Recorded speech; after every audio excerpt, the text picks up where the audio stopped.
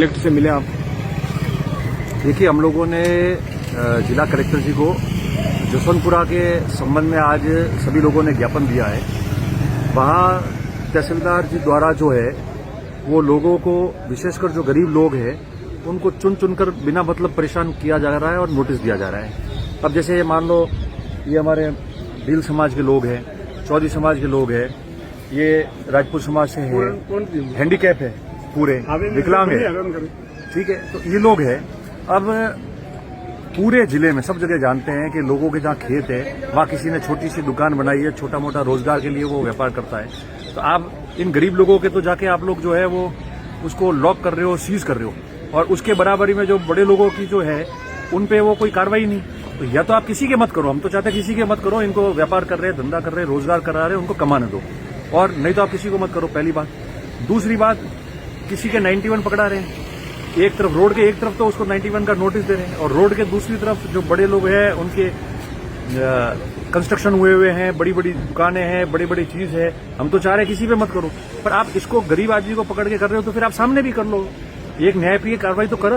अन्यथा हमने कहा कि भाई विधानसभा तो चलो चलेगी, जब उठा लेंगे, नहीं तो कोर्ट जाना पड़ेगा सभी लोगों को, तो माननीय न्यायालय की शरण में जाएगा ये व्यक्ति। तो कलेक्टर साहब ने पूरा आश्वस्त किया है कि भाई उन्होंने भी माना कि ये कार्रवाई गलत है, और कन्वर्जन करना, गरीब लोग वहीं पड़े, आम सामान्य आदमी ने पहले देखे थे कि उनकी वही है, और दूसरों की धड़ाधड़ बिना मतलब आउट ऑफ ए कन्वर्जन किए हुए, मैं साबित कर सकता हूं उसको। और ऐसा व्यवहार नहीं होना चाहिए। मैं तो जो हमारे भारतीय जनता पार्टी के कई साथी है ना, मित्र है, सभी लोग आपस में तो मित्र होते ही है, वो लोग भी कह रहे हैं हमने तो इनके खिलाफ जब एक जगह रहते हुए जब मंदिर तोड़ा और मंदिर को पांव से खिसकाया, उस समय सबसे सर्वाधिक विरोध हम लोगों ने किया था।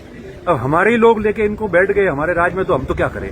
खैर वो उनका विषय है, मगर जिस चीज को उन्होंने उठाया, और एक मंदिर जब कर रहे हो और उस पर आप पांव देकर उस मंदिर को आपने हटाया था, तो जो व्यक्ति की ऐसी सोच हो तो वो दूसरे लोगों को तो क्या निहाल करेगा, ये तो दिखती बात है।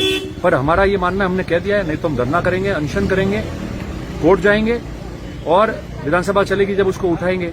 पर कलेक्टर साहब ने आश्वस्त किया है, उन्होंने सारे कागज देखे, दस्तावेज देखे, उन्होंने कहा गलत है। अगर कार्रवाई की जाती है तो कार्रवाई सबके साथ में करनी चाहिए, किसी एक व्यक्ति को करनी, वो भी गरीब व्यक्ति है, और उसके बाद में किया नहीं। तो मैं समझता हूं कि इस प्रकार का नहीं होना चाहिए। आम गरीब लोग है, सामान्य लोन भी है, अपनी खेत के ऊपर अगर मान लो किसी ने दुकान बना रखी है और उस दुकान में वो छोटी मोटी रोजगार लेके बैठा है और अपना पेट पालन कर रहा है, जीवन यापन कर रहा है, तो किसी को भी आप मत छेड़ो।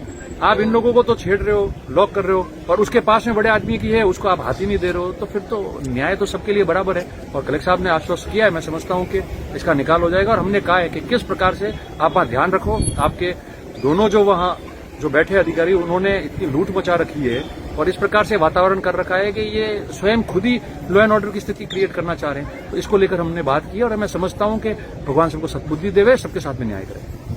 मेरा नाम ओंकाराम है, राजपुरा का रहने वाला हूँ, और मैं एक किडनी निकले हुए विकलांग आदमी हूँ। मेरा पोता है, वो छोटी मोटी दुकान है और पकौड़ा नमकीन लेकर के बैठा है। और पटवार जी और आरआई साहब ने आकर के उन्होंने कहा कि मैसेज कर रहा हूँ। मैं साहब मेरे को क्यों प्रताड़ित कर रहे हो, ठीक है ना, मैंने गुनाह तो नहीं किया। क्या मैं अमल बेचता हूँ, दारू बेचता हूँ और कुछ धंधा करता हूँ? नहीं, कि मेरे को तो ऊपर से आदेश है तो चीज तो करूँगा। तो मैंने कहा कि भाई आप जो मैं आदेश का पालन करूँगा, चीज करनी है कर लो। बताओ। पूर्ण रेव सर, राजपूत हूँ। हमारी वो स्थिति शैतान सिंह, प्रतु सिंह पूर्ण, और मन तंग करे, मतलब गणपत सिंह मारे प्रोंस कटे पंसार स्कूल 8वीं थी, बटे वो फर्जीदारी हुए मन कहे थे बीच में मारे बन कीजिए, पर आ हालत है हमारी। तो तंग करे कोई कहते दुकान नहीं बताओ, पटादार पटादारी है, फिर भी कह रहे कोई साहब पटो 35 साल हुए, रोड दी हल्की, रोड में आओ तो पड़ेगा।